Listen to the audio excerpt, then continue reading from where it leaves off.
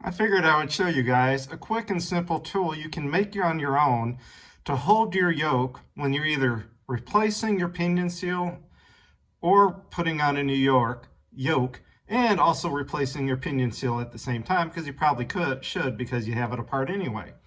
You know, it's only $8, $10, $12 for new pinion seal, and however much you spend on your yoke. So when you're tightening it, the tool I made, you can see it's a simple paddle setup. Just some scrap metal, some 11 gauge or, 1/8-inch plate here.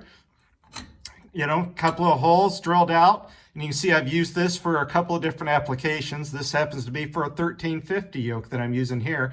I've used it for a 7290 yoke as well.